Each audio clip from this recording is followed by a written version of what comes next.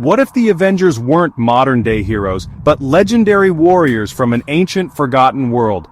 AI has reimagined Earth's mightiest heroes like you've never seen them before. This is not the MCU. This is Avengers Ancient War. Let the legend begin.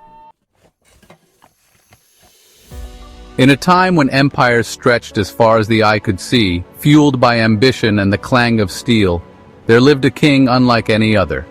Forget your Stark Industries, your towering skyscrapers of glass and steel. This is a different beast entirely. Tony Stark was the Forgemaster king, ruler of the Iron Realms, a land where volcanoes spat molten fury and mountains hid veins of mystical ores. Picture this: massive forges, billowing smoke that blotted out the sun, the air thick with the scent of iron and magic. Deep within his mountain fortress, Stark, a titan among men, commanded the very forces of the earth. He wasn't just forging weapons, he was breathing life into metal, imbuing it with the power of the world's molten core.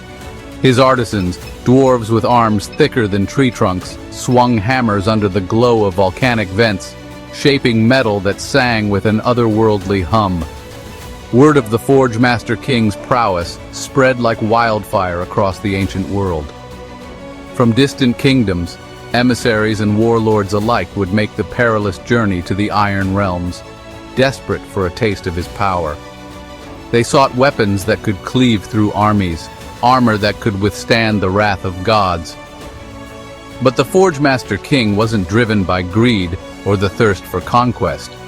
He saw the fires of war burning across the land, consuming everything in their path, and he knew he had a higher purpose.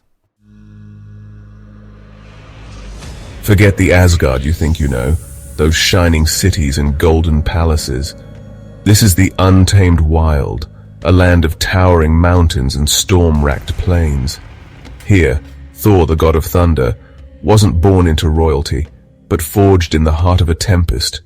Imagine him, a warrior god, muscles corded like the roots of ancient trees, his eyes burning with the fury of 1,000 lightning strikes.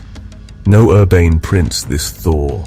He was the Storm Warlord, his name whispered in awe and terror, a force of nature unleashed. His weapon wasn't just a hammer, but a conduit for the raw power of the storm. Lightning danced across its surface, eager for release. When he swung it, thunder echoed across the land, shaking the very foundations of the world.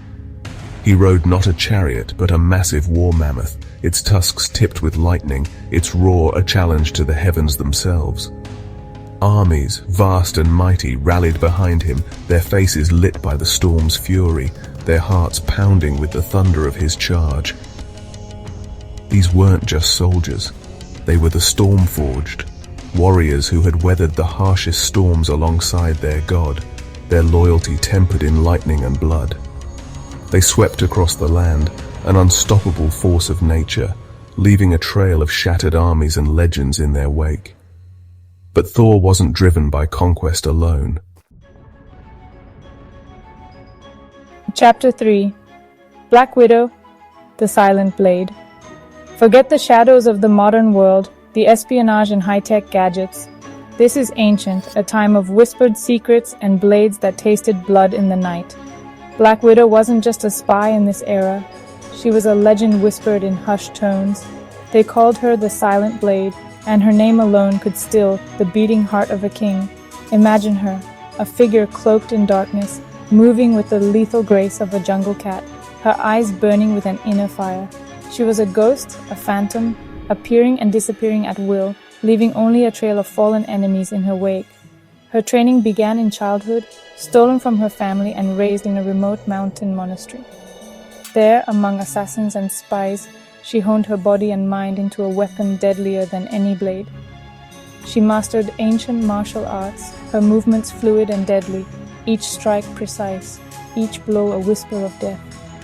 But her greatest weapon wasn't her physical prowess, it was her mind, sharp, cunning, and always 3 steps ahead of her enemies. She was a master of disguise, blending seamlessly into any crowd, her beauty a mask for the deadly skills that lay beneath. She moved through the courts of kings and the lairs of warlords, a silent whisper in the dark, gathering secrets, sowing discord, and eliminating threats with chilling efficiency. Chapter 4 Hulk, the Green Titan of the North. Forget gamma radiation and lab accidents. This is a time of ancient gods and primal forces, where legends are carved in stone and whispered on the wind. In this era, the Hulk wasn't a man cursed, but a weapon forged by the gods themselves. Imagine a land shrouded in perpetual winter, a realm of towering glaciers and frozen wastelands. Here, amidst the biting winds and the howling of wolves, lived a creature of legend, the Green Titan of the North.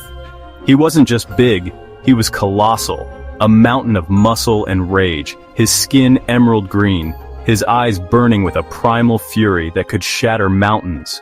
When he roared, the very earth trembled, and glaciers cracked and split. Some whispered he was a fallen god, others a demon unleashed from the underworld. Whatever his origins, one thing was certain: the Hulk was a force of nature, capable of leveling armies and shattering cities with a single blow.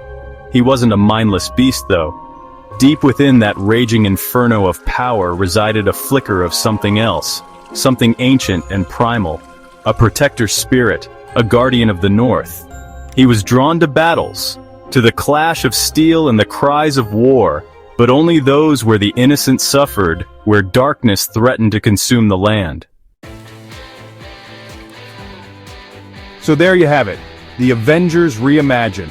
No fancy suits, no high-tech gadgets, just raw power, ancient magic, and the will to fight for what's right. Maybe we don't need superpowers to be heroes.